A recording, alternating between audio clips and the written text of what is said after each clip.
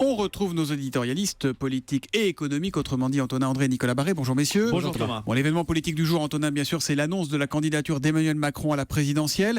Qui doit la craindre, cette candidature? À qui fait-il peur, Emmanuel Macron? Il fait peur à tout le monde. Emmanuel Macron, c'est le candidat cannibale. Il prend à tous les candidats. Il bouleverse le jeu façon François Bayrou en 2007 ou Jean-Pierre Chevènement en 2001, avec son côté et droite et gauche.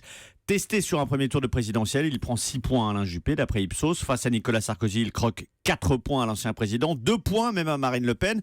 Alors le paradoxe, c'est qu'il prend moins de voix à ses concurrents de gauche, seulement 2,5 points à François Hollande. Résultat, Emmanuel Macron est crédité d'un socle qui varie entre 12 et 15% selon les sondages. C'est suffisant pour troubler le jeu, pas pour se qualifier au second tour. Alors qu'est-ce qui lui manque? Comment passer la marche pour le second tour? La gauche, il lui manque la gauche. Je ne suis pas socialiste, je suis de gauche, dit Emmanuel Macron. Cette gauche, aujourd'hui, ne le soutient pas. Elle ne le croit pas. Il reste associé à la loi travail, au tournant libéral du quinquennat. Sur la forme, Emmanuel Macron reste associé à l'image du traître. Alors comment reconquérir cette gauche?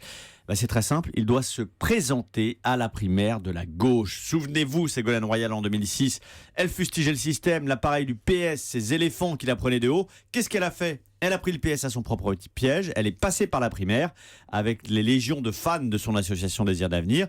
Emmanuel Macron a derrière lui près de 100 000 marcheurs.